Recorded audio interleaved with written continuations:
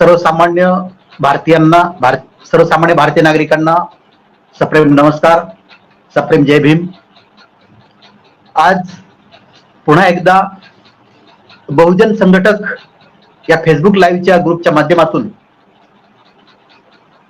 आपल्याशी पुन्हा एकदा सुसंवाद साधण्याची संधी मिळाली आणि आजचा विषय आहे की संत परंपरेचा संविधानावर झालेला परिणाम किंवा प्रभाव। हा विषय फार गहन आहे आणि या विषयाला न्याय देण्याचा मी आटोकाट प्रयत्न करणार आहे। संविधान आणि संत परंपरा या दोन्ही कन्सेप्टचा, संकल्पनेचा जेव्हा आपण विचार करू त्यावेळेस आपल्याला सुरुवातीला संत परंपरेची निर्मिती याचा इतिहास पाहावा लागेल। त्यानंतर संविधानाच्या माध्यमातून संत परंपरेला कशा पद्धतीनं अनुसरून त्या ठिकाणी परिणाम झाले त्याचा दुसऱ्यांदा इतिहास पाहावा लागेल। संत परंपरेची निर्मिती याचा जर ऐतिहासिक मागोवा जर आपण घेतला तर आपल्या देशामध्ये सर्वात मोठा लोकसंख्येने जर कुठला धर्म असेल तर तो आहे आताचा हिंदू धर्म।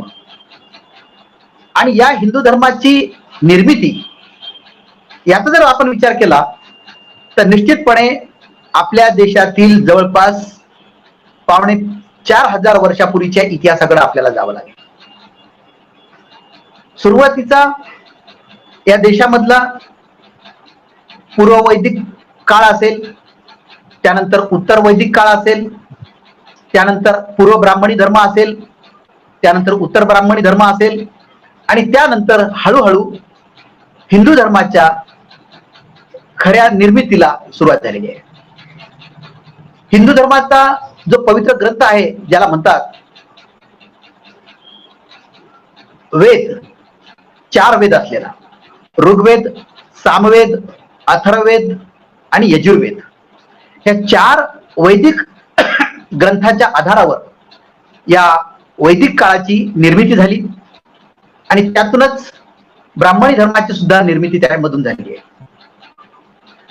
आणि या धर्माच्या माध्यमातून सुरुवातीच्या काळामध्ये, एकदम सुरुवातीच्या काळाचा जर विचार केला तर या धर्माचा एक मूळ सिद्धांत होता आणि तो सिद्धांत म्हणजे एक आत्मा आणि एक ईश्वर। एक आत्मा एक ईश्वर ह्या मूळ संकल्पनेवर आधारित या धर्माची निर्मिती झालेली होती। आणि या एक आत्मा एक ईश्वर असलेल्या मूळ सिद्धांतावर कालांतराने या सामदाम दंड भेदाच्या कूटनीतीच्या माध्यमातून मनुस्मृतीच्या निर्मितीच्या नंतरचा काळ हा मनुवादाचा काळ, जो वेगवेगळ्या 4 वर्णामध्ये विभागला गेला। याला काळ लागला, वेळ लागला, परंतु या वेळेमध्ये संपूर्ण हा मनुस्मृतीचा आणि मनुवादाचा काळ त्या ठिकाणी एक आत्मा एक ईश्वर या मूळ सिद्धांताला बगल देऊन बाजूला करून या मनुस्मृतीनं या संपूर्ण ब्राह्मणी काळाला, या वैदिक काळाला एका वेगळ्या या हिंदू धर्माच्या कन्सेप्टवर या मनुस्मृतीनं या संपूर्ण देशातील जनतेला आणून ठेवलं। असं का झालं तर त्याचं कारण असं की त्या काळामध्ये या मूळ सिद्धांतावर आधारित असलेल्या वैदिक धर्माच्या आणि ब्राह्मणी धर्माच्या या मूळ सिद्धांताला बगल देण्याचं काम या मनुस्मृतीनं किंवा मनुवाद्यांनी का केलं याचा जर विचार केला तर निश्चितपणे आपल्याला या ठिकाणी त्या स्वार्थी आणि कूटनीतीच्या आधारे लोकांना कशा पद्धतीनं आपल्याला साम दाम दंड आणि भेदाच्या कूटनीतीचा वापर करून त्यांच्या संपूर्ण विकासाचा किंवा त्यांच्या संपूर्ण लोकशाहीवादी किंवा त्यांच्या संपूर्ण विचाराचा या ठिकाणी पाडाव करून आपला स्वार्थ कसा साधता येईल या पद्धतीनं या मनुस्मृतीच्या माध्यमातून 4 भेद निर्माण करून, 4 वर्ण निर्माण करून आपलं वर्चस्व या ब्राह्मणी धर्मानं सिद्ध करण्यासाठी या मनुस्मृतीचा सहारा घेतला। सुरुवातीला जेव्हा एक आत्मा एक ईश्वर या माध्यमातून, या वैदिक धर्माच्या माध्यमातून त्या पूर्वीपासून सुद्धा त्या ठिकाणी एक, ज्याला ईश्वर म्हणतात, जसं महात्मा फुलेंनी सत्य हाच धर्म आणि सत्य हाच ईश्वर समजलं, त्याच अनुषंगाने, त्याच आधारावर त्या काळामध्ये, म्हणजे मनुस्मृतीच्याही अगोदर त्या काळामध्ये या ईश्वराला त्या ठिकाणी सत्य मानण्याचा त्या ठिकाणी परंपरा चाललेली होती. परंतु या मनुस्मृतीच्या माध्यमातून, मनुवाद्याच्या माध्यमातून या ईश्वराला बाजूला त्या ठिकाणी लोकांनी एक त्या प्रकारच्या समज गैरसमज निर्माण करून या मनुस्मृतीनं लोकांमध्ये भेद निर्माण केले आणि त्या ठिकाणी लोकांच्या मानसिकतेचा सद्विचार न बनण्यासाठी असेल किंवा त्या पद्धतीने त्यांनी सत्याकडे न वळावं यासाठी या मनुस्मृतीच्या माध्यमातून प्रयत्न केला. आणि त्या काळापासून या ब्राह्मणी धर्माची किंवा वैदिक धर्माची सत्याकडे जाणारी वाट होती, ईश्वराच्या माध्यमातून वाट होती, ती वाट पूर्णपणे अडवली गेली आणि लोकांमध्ये पसरून त्या ठिकाणी चार वर्णाची मनुस्मृतीच्या माध्यमातून भेद निर्माण केले गेले. एकंदरीत परिणाम असा झाला की सर्वसामान्य नागरिक जो या चार वर्णामध्ये विभागला गेला होता, तो वर्णांना ज्या पद्धतीनं ब्रह्माच्या मुखातून ब्राह्मण निघाले, खांद्यातून क्षत्रिय निघाले, बाहूमधून कमरेमधून वैश्य निघाले आणि पायामधून शूद्र निघाले, ही जी मनुस्मृतीची रचना होती ब्रह्माने केलेली मनुस्मृतीच्या माध्यमातून, ही त्या ठिकाणी रूढ झाली, प्रचलित झाली आणि एक प्रकारे सर्वसामान्य जनता या चार वर्णामध्ये विभागल्यामुळे सद्विचारी अशा पद्धतीनं या ठिकाणी हिंदू धर्माच्या या मनुस्मृतीमुळं सर्वसामान्य जनता या चार वर्णामध्ये विभागल्यामुळं मूळ सिद्धांतापासून बाजूला फेकले गेले. आणि जेव्हा ह्या हजारो वर्षानंतर जवळपास 12व्या शतकामध्ये संत ज्ञानेश्वरांनी या संपूर्ण ऐतिहासिक भगवद्गीता असेल, वैदिक ग्रंथ असतील, या सगळ्यांचा अभ्यास केल्याच्या नंतर सर्वसामान्य जनता या मूळ सिद्धांतापासून, बाजूला फेकलेल्या मूळ सिद्धांतापासून जनतेला ज्ञानेश्वरीची निर्मिती करून त्या ठिकाणी संत ज्ञानेश्वरांनी पुन्हा एकदा या सर्वसामान्य जनतेला मूळ सिद्धांतावर आणण्याचा प्रयत्न केला. म्हणजे एकंदरीत या मनुस्मृतीला छेद देण्याचं काम, या मनुस्मृतीतील या चार वर्णाला छेद देण्याचं काम संत ज्ञानेश्वरांनी पहिल्यांदा ज्ञानेश्वरीची निर्मिती करून एक प्रकारे त्यांनी संत साहित्याची, संत वारकरी संप्रदायाची त्या ठिकाणी निर्मिती केली. एकंदरीत थोडक्यात सांगायचं असं की या संत परंपरेने, वारकरी संप्रदायाने हिंदू धर्माच्या मूळ संकल्पना जो सिद्धांत होता, त्या सिद्धांताला या मनुस्मृतीच्या अतिक्रमणाला बाजूला फेकून देऊन सर्वसामान्य जनतेपर्यंत मूळ हिंदू धर्माच्या संकल्पनेला पोहोचवण्याचं काम या संत परंपरेने आणि ज्ञानेश्वरांनी त्यात सुरुवात केली. आणि तिथून पुढं जी संत मंडळी निर्माण झाली, त्या संपूर्ण संत मंडळींनी सर्वसामान्य जनतेला या मूळ सिद्धांताकडे नेण्याचा प्रयत्न केला आहे. यामध्ये वेगवेगळ्या प्रकारचे अनेक संत होऊन गेले. संत तुकाराम घ्या, संत नामदेव, संत गोरा कुंभार, संत चोखामहार, या सर्व जेवढे काही संत मंडळी होऊन गेली इसवी सनाच्या 12व्या शतकापासून ते अलीकडील संत तुकारामापर्यंत, या सर्व संत मंडळींनी हिंदू धर्माच्या मूळ सिद्धांताला, जो एक आत्मा एक ईश्वर या नावाने किंवा या संकल्पनेवर आधारित होता, ज्यावर या मनुस्मृतीने, या मनुवाद्यांनी अतिक्रमण करून जनतेला गैरसमज पसरवून त्यामध्ये श्रद्धा अंधश्रद्धेचा भेद करून त्या ठिकाणी अंधश्रद्धेच्या माध्यमातून हिंदू धर्माला कलंकित करण्याचं काम केलं, त्यावरती या संत साहित्यांनी छेद देऊन त्या ठिकाणी सर्वसामान्य जनतेला या हिंदू धर्माच्या मूळ सिद्धांताकडे नेण्यासाठी आटोकाट प्रयत्न केले. त्यामध्ये पंढरीच्या विठुरायाला त्या ठिकाणी त्यांनी एक अग्रस्थानी मानून जनतेमध्ये त्यांच्या माध्यमातून जागृती करण्याचा प्रयत्न केला. एकंदरीत थोडक्यात विचार जर केला तर एकंदरीत या संत परंपरेने, या संत साहित्याने, या वारकरी संप्रदायाने, एकंदरीत त्या संतांनी एकंदरीत सर्वसामान्य जनतेला सद्विचारी बनवण्याचा मार्ग मोकळा केला. त्यासाठी कीर्तनाच्या माध्यमातून आणि जे कधीही भंग होणार नाहीत, कधीच भंग होऊ शकत नाही अशा अभंगाची रचना केली. कधीही भंग न होणाऱ्या अभंगाची रचना करून त्या ठिकाणी या मनुवाद्यांच्या विरोधात, मनुस्मृतीच्या विरोधात सर्व स्वातंत्र्य, समता, न्याय आणि बंधुता या चारही लोकशाही मूल्य, संविधानिक मूल्यांना पुन्हा प्रस्थापित करण्यासाठी या वारकरी संप्रदायाने, या संत साहित्याने कीर्तनाच्या माध्यमातून समाजामध्ये त्या ठिकाणी या लोकशाही मूल्यांना आविष्कारित करण्यासाठी 16व्या शतकापासून सुरुवात केली, ज्याची मुळं ज्ञानेश्वरांनी 12व्या शतकापासून त्याची सुरुवात केलेली आहे. त्याचप्रमाणे महात्मा बसवेश्वरांनी सुद्धा, संत महात्मा बसवेश्वरांनी सुद्धा लोकशाही मूल्यांचा त्या काळामध्ये मंत्री असताना सुद्धा त्यांनी त्या ठिकाणी प्रयत्न केलाय की लोकशाही मूल्यांना पुनर्जीवित करण्याचा.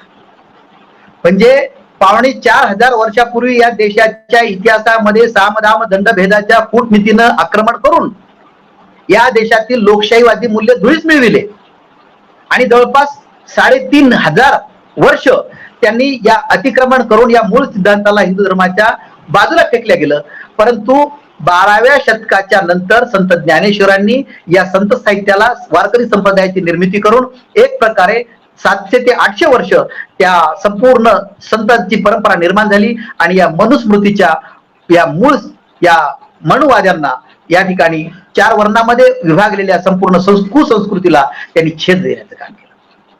या 700-800 वर्षामध्ये संत साहित्याने, वारकरी संप्रदायाने हिंदू धर्मातल्या शेवटच्या शूद्रापर्यंत सुद्धा या 4ही वर्णाला छेद देण्याचं काम आणि आपल्या कीर्तनाच्या माध्यमातून अभंगाच्या रूपाने त्या ठिकाणी स्वातंत्र्य, समता, न्याय आणि बंधुता ही मूल्य आविष्कारित करण्यासाठी सर्वतोपरी प्रयत्न केले गेले.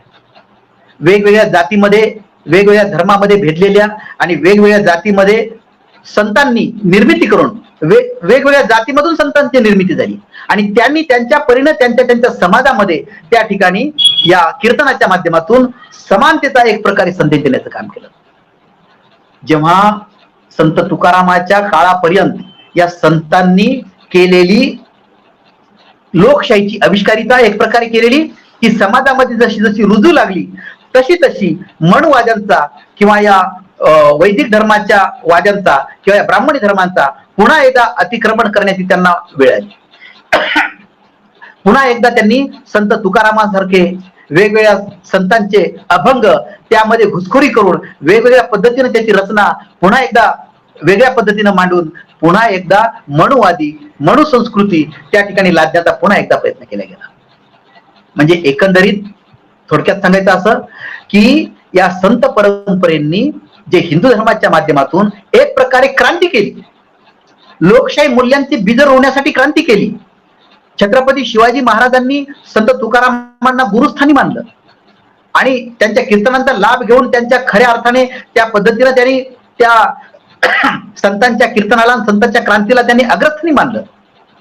ज्या पद्धतीनं डॉक्टर बाबासाहेब आंबेडकर म्हणतात की एखाद्या गायकांचा, एखादा शाहिराचा जलसा 10 भाषणापेक्षा प्रभावी असतो, अगदी त्याच पद्धतीनं छत्रपती शिवाजी राजांनी संत तुकारामांच्या अभंगाला आणि कीर्तनाला सर्वोच्च स्थानी मानलं की क्रांती सुद्धा या माध्यमातून करता येतं, हे सिद्ध केलं.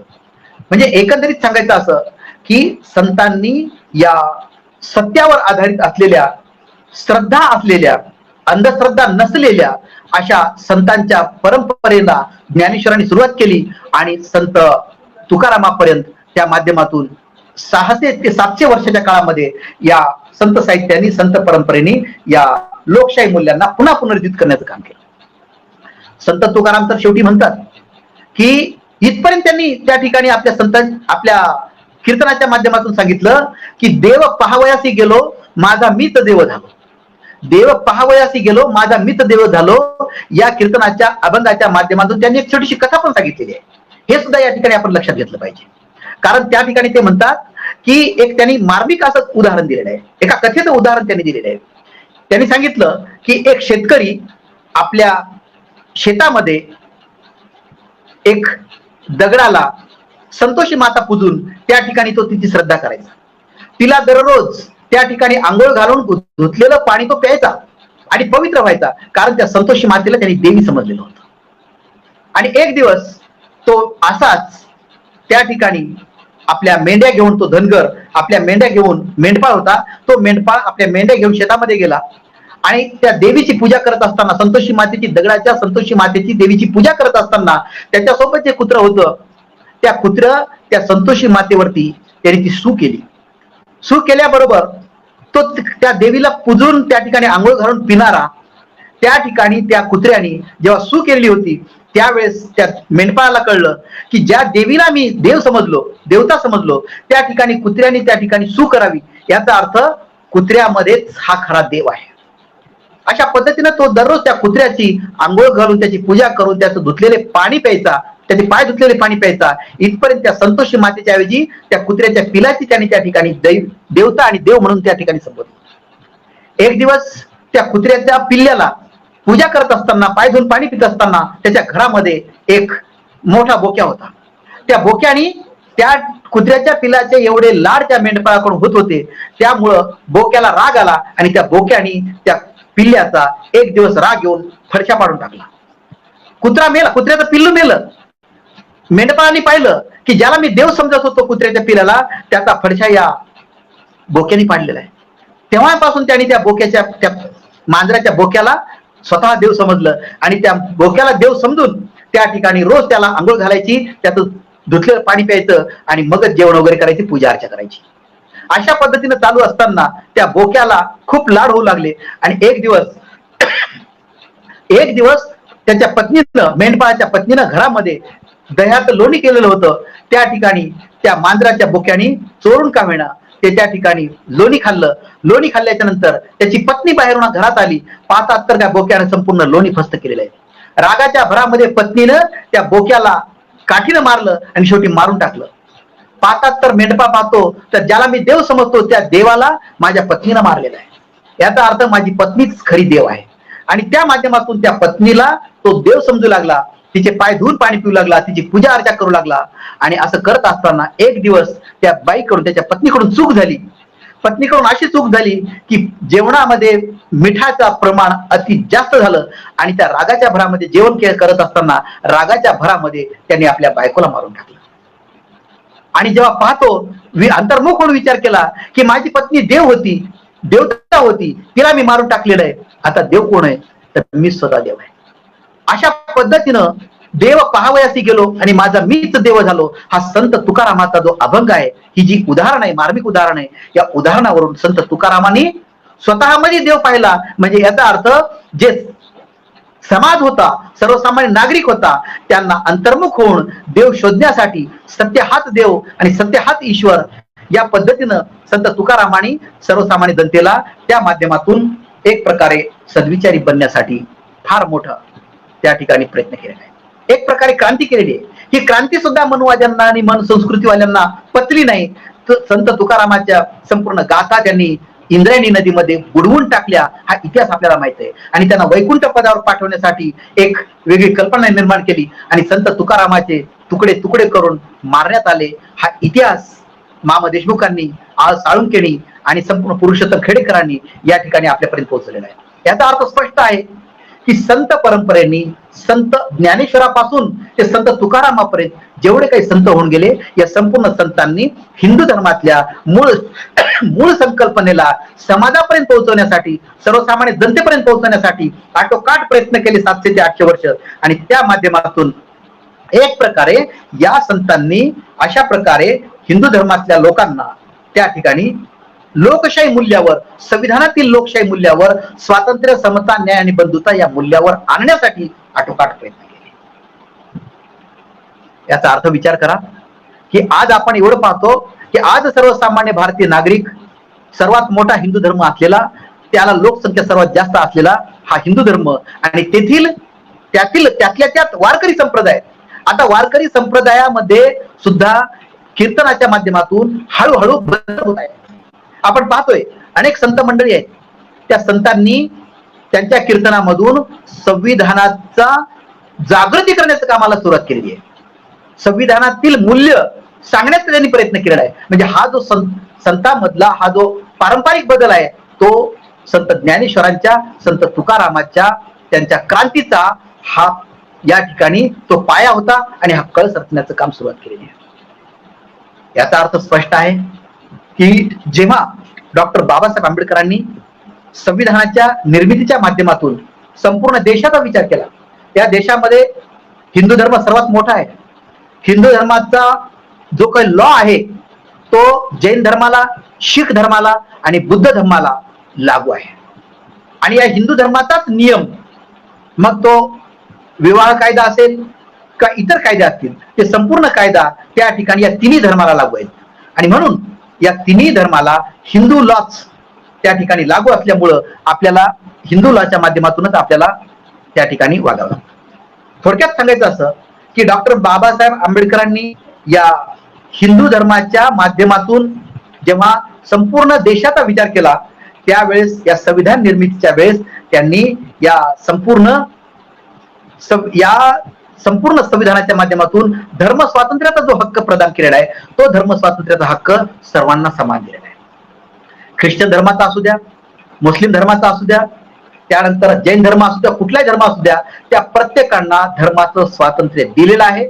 आणि त्या धर्माच्या स्वातंत्र्यांनी आपल्या घराच्या चौकटीच्या आतमध्ये राहून त्या ठिकाणी आपल्या धर्माचं परिपूर्ण पद्धतीनं आदरयुक्त अशा पद्धतीनं धर्म स्वातंत्र्य दिलेलं आहे. त्याचबरोबर ज्या पद्धतीनं स्वातंत्र्य बहाल केलेलं आहे, त्याच पद्धतीनं स्वैराचाराला सुद्धा लगाम संविधानाने घातलेला आहे.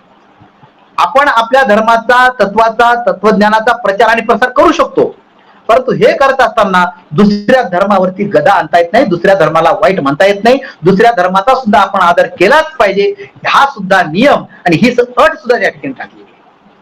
म्हणून आपण हे लक्षात घेतलं पाहिजे की संविधानाच्या माध्यमातून विचार करत असताना आपल्याला धर्म स्वातंत्र्य मिळालेलं आहे, परंतु त्या स्वातंत्र्याबरोबर आपण इतरांच्याही धर्माचा आदर केलाच पाहिजे. कारण त्या ठिकाणी त्या सर्व धर्माच्या व्यतिरिक्त आणि सर्व धर्माच्या वरती जर कोणता धर्म असेल तर तो आहे मानवता धर्म. Humanity religion is the best religion than any other religions, because humanity religion is based on the conscience philosophy, conscience philosophy.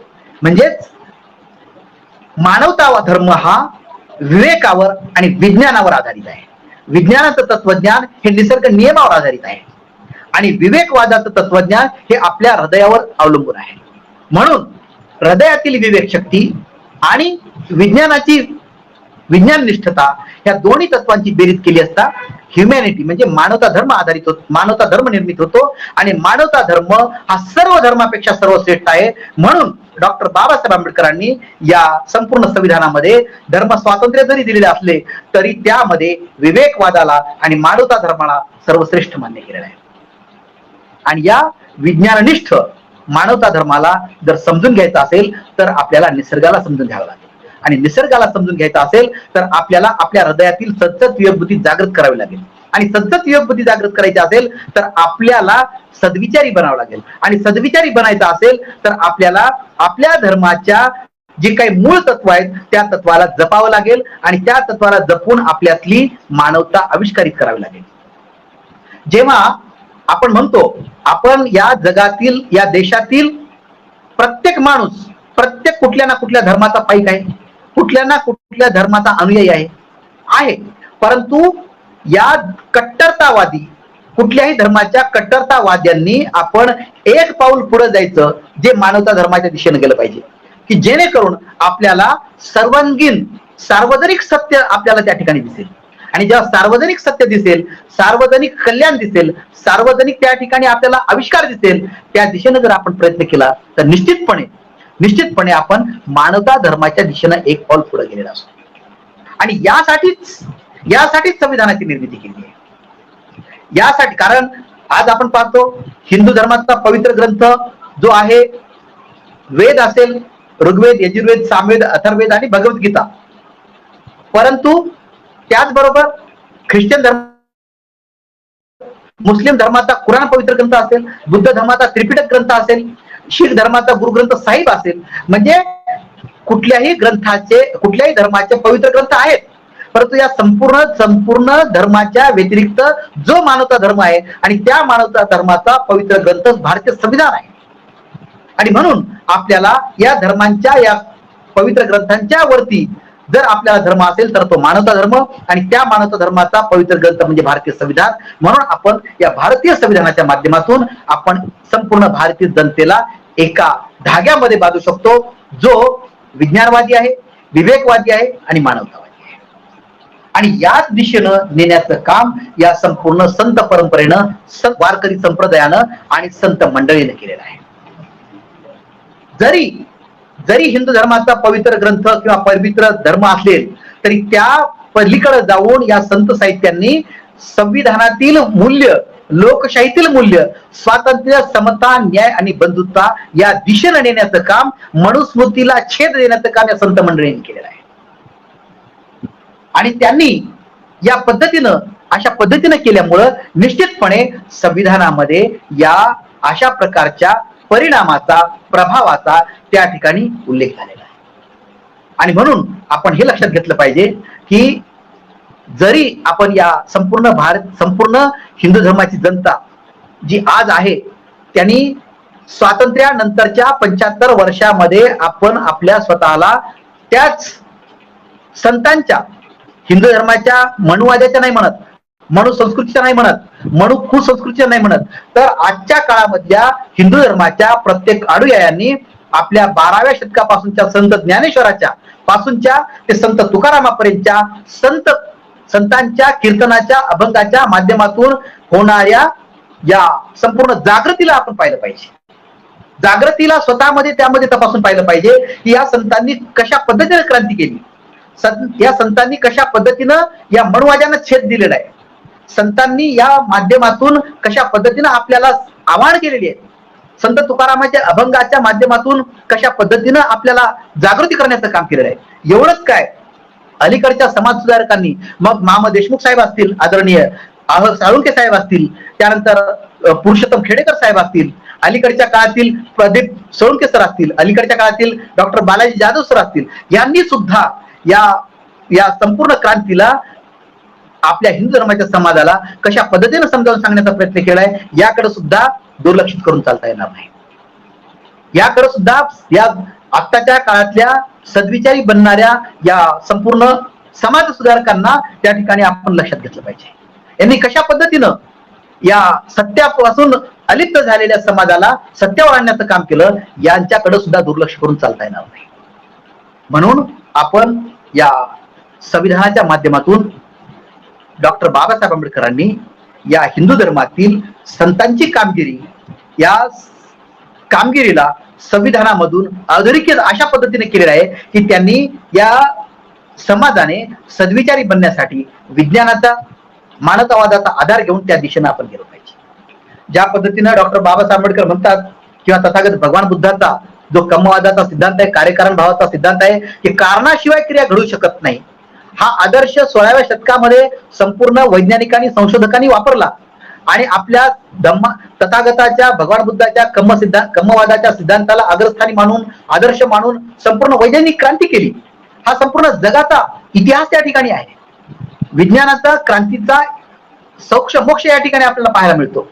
हा आदर्श या हिंदू धर्मातील आत्ताच्या काळामधल्या, साधारणतः 2023-24च्या काळामधल्या या समाजाने, या धर्माच्या अनुयायांनी आणि त्यातल्या त्यात बहुजन ओबीसी समाजाने डोळे उघडून बघण्याची वेळ आलेली आहे. आणि त्यासाठी हे करत असताना, त्या ठिकाणी हे करत असताना त्यांनी समजून घेतलं पाहिजे की आज आपल्या धर्माचा अधिकार किंवा वापर किंवा स्वातंत्र्य जे आहे ते आपण आपल्या घराच्या चौकटीमध्ये केलं पाहिजे. जेव्हा बाहेर पडू त्यावेळेस विज्ञानवादाला, मानवता धर्माला आपलंच समजलं पाहिजे. आपल्यामध्ये क्रांती कशी होईल या पद्धतीने आपण त्या ठिकाणी विचार केला पाहिजे. तेव्हा खऱ्या अर्थाने 12व्या शतकापासून ते शेवटच्या शतकापर्यंत, शेवटच्या संत तुकारामाच्या काळापर्यंतच्या संतांच्या त्या कारकिर्दीला, त्या क्रांतीला उजाळा मिळेल. समजून घेतलं पाहिजे. कारण ज्या काळामध्ये पेशवाईचा अतिउच्च टोक, अतिक्रमणाचं आणि अन्याय अत्याचाराचं अतिउच्च टोक गाठलेलं होतं पेशवाईच्या माध्यमातून, ब्राह्मणांच्या माध्यमातून, मनुस्मृतीच्या माध्यमातून, त्या काळामध्ये संतांनी त्यांच्या विरोधात जाऊन सर्वसामान्य जनतेला जागृत करण्याचा प्रयत्न केलेला आहे. त्यांना खऱ्या विठ्ठलाकडे नेण्याचा प्रयत्न केलेला आहे.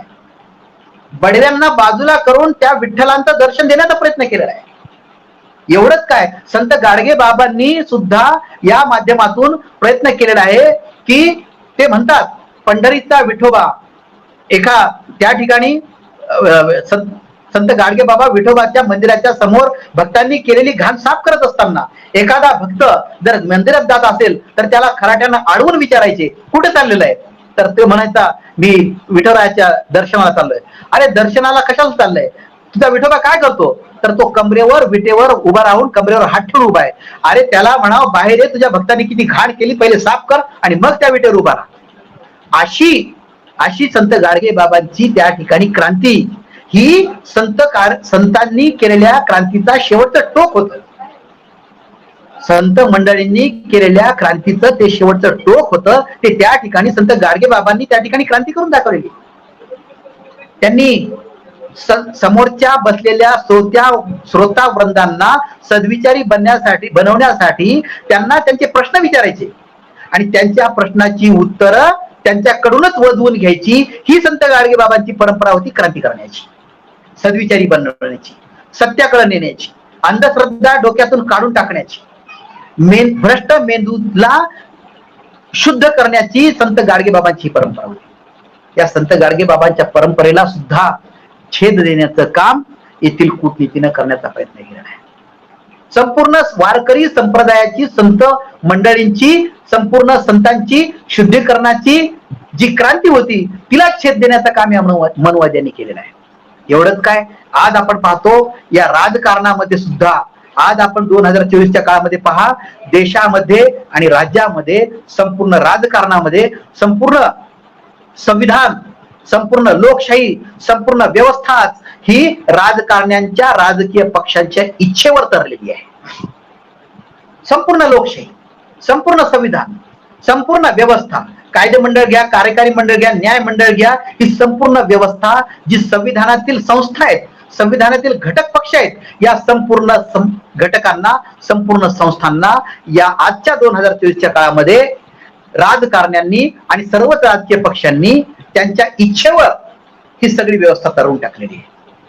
मग मला सांगा, संपूर्ण राजकीय कारण्यांच्या, राजकीय पक्षांच्या इच्छेवर जर ही लोकशाही असेल तर आज ही लोकशाही आणि संविधान कशा पद्धतीनं या संपूर्ण कूटनीतीनं, संपूर्ण मनु संस्कृतीनं, संपूर्ण मनु कुसंस्कृतीनं आज या ठिकाणी हायजॅक करून टाकलेलं आहे. अशा काळामध्ये आपल्याला या संपूर्ण या धर्माच्या, आपापल्या धर्माच्या अनुयायांनी या सर्व बाजूला करून या संपूर्ण व्यवस्थेकडं एक डोळसपणे आपण पाहणं गरजेचं आहे. आणि यासाठी आपल्याला फार मोठा त्याग आणि संघर्ष आणि समर्पणाची गरज आहे. यासाठी आम्हाला या संपूर्ण वारकरी संप्रदायाने, संत मंडळींनी, संत साहित्यिकांनी जे आपल्यापर्यंत पोहोचवलं त्याला डोळसपणे पाहण्याची गरज आहे. त्याला विज्ञानाच्या नजरेतनं पाहण्याची गरज आहे.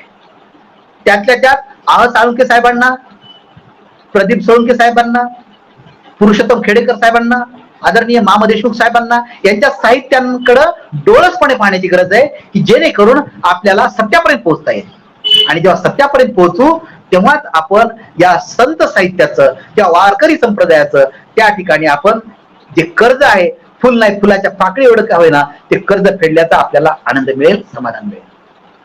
आणि त्यासाठी आपल्याला भारतीय संविधानाला एका आरक्षणाच्या माध्यमातून न पाहता, एका ब्रँडच्या माध्यमातून न पाहता, आपल्याला माझं संविधान किंवा माझी लोकशाही या नजरेनं आपल्याला पाहण्याची गरज आहे, तिला समजून घेण्याची गरज आहे आणि त्यामधून जागृती होण्याची गरज आहे. आणि ती जागृती कोरोनासारखी, कोरोनाच्या गतीनं पसरवून आपल्याला या लोकशाहीला आणि संविधानाला आणि देशाला आणि राज्याला या संपूर्ण कूटनीतीतून मुक्त, मनु कुसंस्कृतीच्या कूटनीतीतून मुक्त करून त्या ठिकाणी आपल्या देशाला आणि राज्याला वाचवण्याची गरज आहे.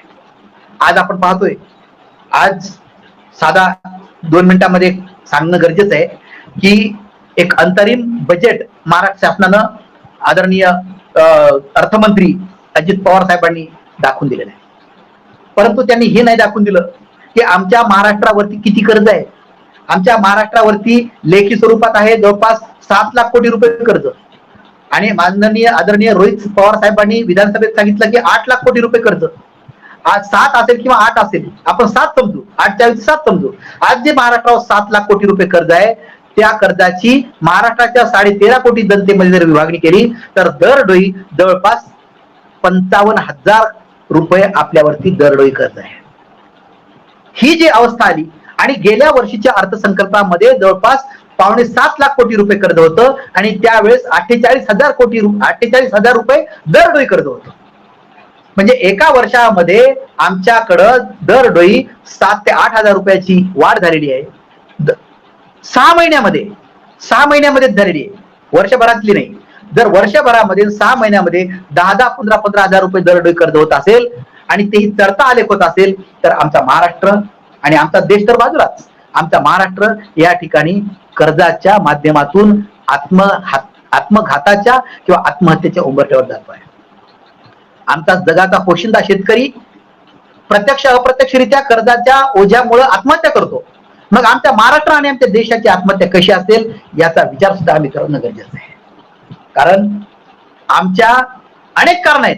आज जे आमचा देश आणि आमचं राज्य कर्जाच्या खाईमध्ये गेलेलं आहे, त्याला अनेक कारणे आहेत. त्या अनेक कारणापैकी एक कारण हे आहे की आम्ही संविधानाला समजू शकलो नाही, आणि संत परंपरेच्या माध्यमातून, संत साहित्याच्या माध्यमातून आम्ही डोळस बनवू शकलो नाही.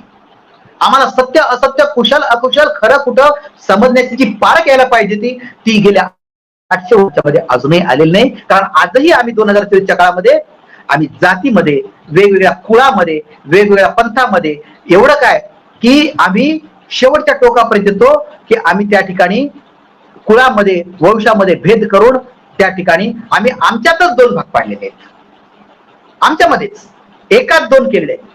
आणि त्यासाठी हा भेदाभेदीचा खेळ जो आहे हा मनु कुसंस्कृतीतून आलेला आहे, मनुवाद्यामधून आलेला आहे. म्हणून हिंदू धर्माच्या मूळ संकल्पनेला छेद देण्याचं काम या मनु संस्कृतीने केल्यामुळं त्या मनु संस्कृतीला बाजूला करून हिंदू धर्माच्या आजच्या संपूर्ण सर्वसामान्य अनुयायांनी हा विचार केला पाहिजे की संत मंडळी, वारकरी संप्रदाय, संत साहित्य ही वेगळी आहे, ज्यांनी या मनु संस्कृतीला, मनु कुसंस्कृतीला छेद देण्याचं काम केलं, आणि त्यांनी संविधानिक लोकशाही मूल्य, स्वातंत्र्य, समता, न्याय आणि बंधुता प्रत्यक्ष अप्रत्यक्षरित्या आविष्कार करण्याचं, जागृती करण्याचं काम केलं. त्या ध्येयाकडं आजच्या हिंदू धर्माच्या बहुजन ओबीसी समाजानं डोळसपणे पाहिलं पाहिजे, की जेणेकरून आपण माणूस आहोत, आपण विज्ञानाकडे वळलं पाहिजे, आपण त्या दिशेनं गेलं पाहिजे. हा अंतर्मुख होऊन, स्वतःच्या सतत योग बुद्धीला अंतर्मुख होऊन त्यांनी ही क्रांतीला सुरुवात केली पाहिजे. तेव्हाच खऱ्या अर्थाने डॉक्टर बाबासाहेब आंबेडकरांच्या मनातील संविधानाची आविष्कारिता त्या ठिकाणी सुरुवात होईल. एवढंच काय, जे महापुरुष होऊन गेले, महात्मा फुले घ्या, संत कबीर घ्या. संत कबीर म्हणतात, कबीर खड़ा बाजार में सबकी मांगे खैर, ना किसी से दोस्ती ना किसी से वैर. याचा अर्थ की संत कबीर म्हणतात की मला कुठलाही दोस्त नको आणि कुठलाही दुश्मनी नको, अशा बाजारामध्ये मला त्या ठिकाणी जायचंय.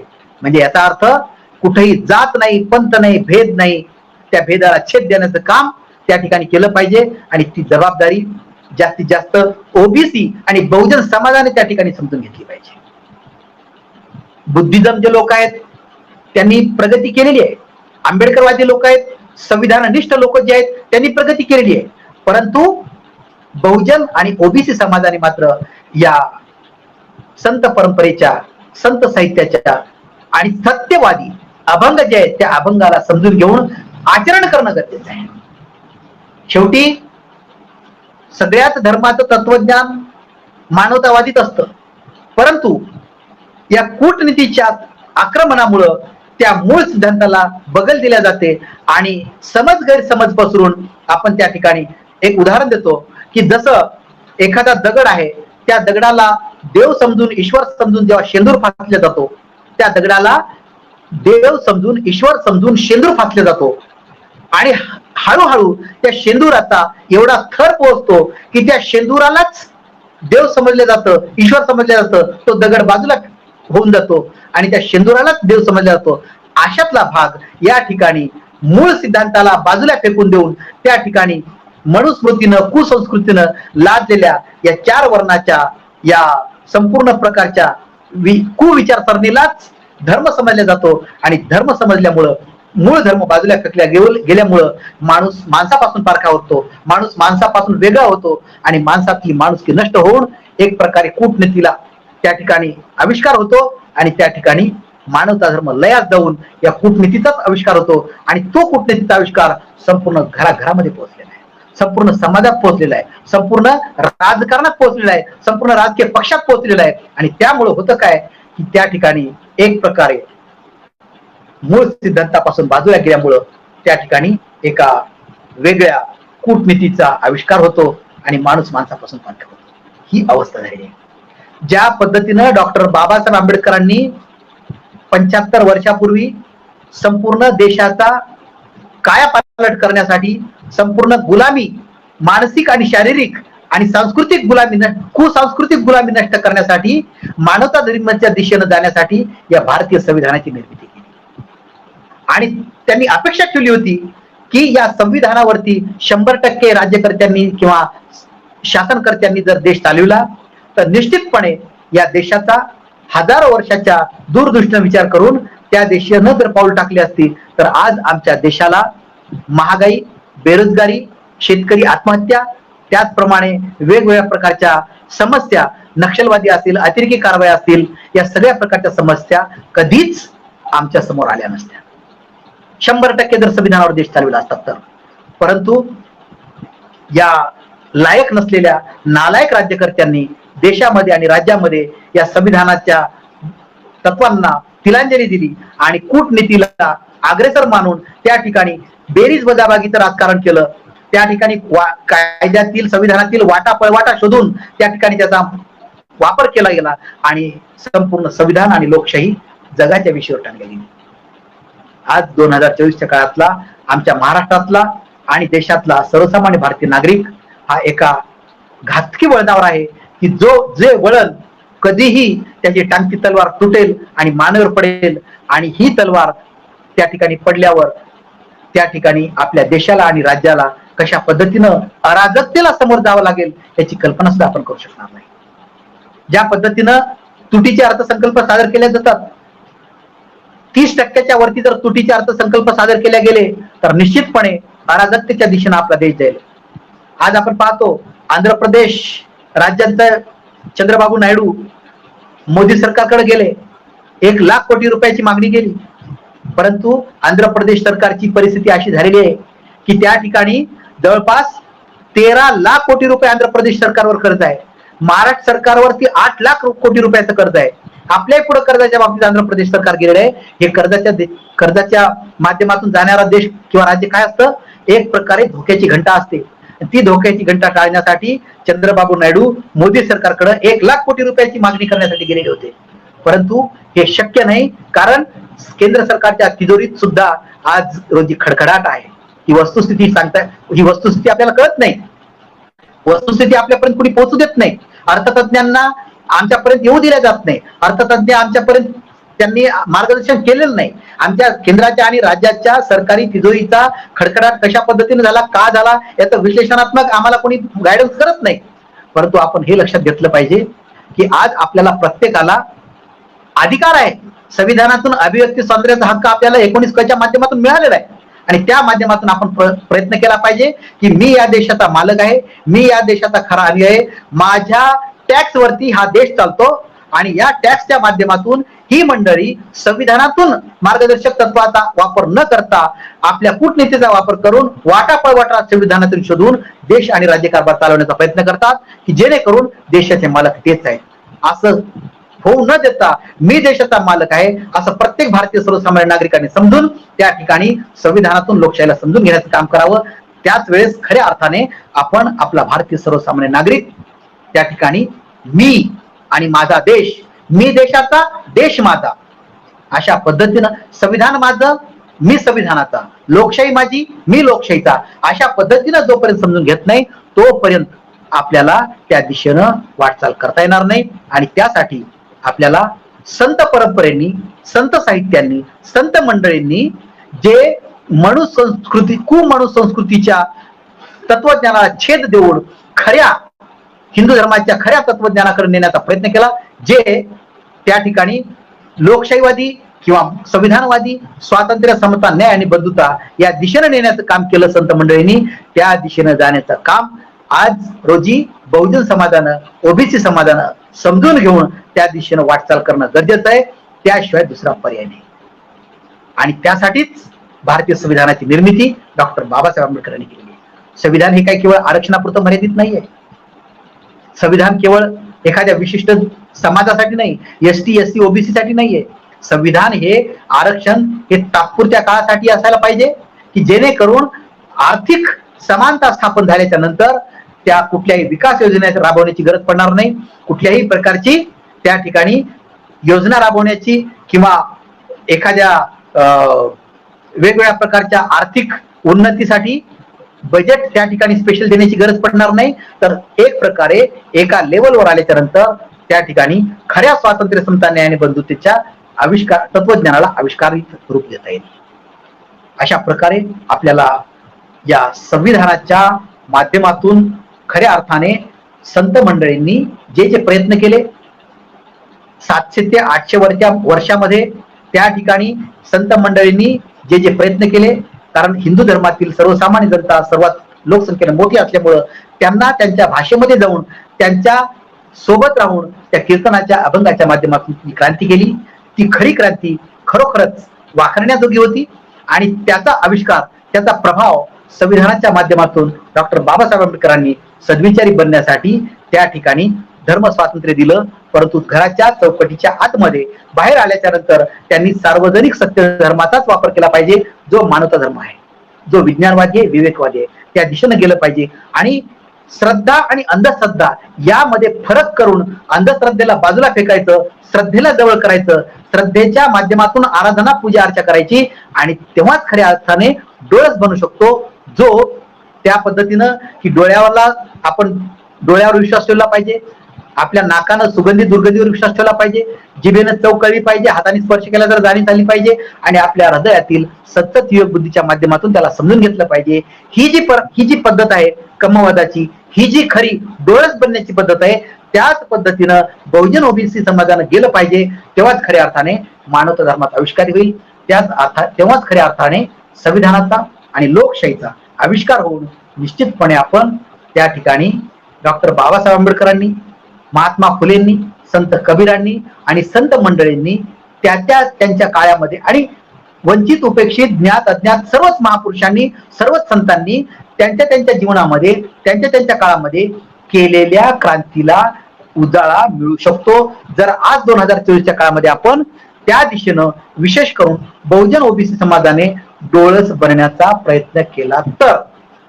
आणि जर नाही केला तर या संपूर्ण राजकीय पक्षांच्या आणि राजकारण्यांच्या इच्छेवर आधारलेली, तरलेली संविधान आणि लोकशाही ICU मधून कधी डॉक्टर बाहेर येईल, आय एम सॉरी म्हणून त्याची आपण जर वाट पाहत असाल तर निश्चितपणे आपला आत्मघात आपणच करू. आपण त्या ठिकाणी जाऊ.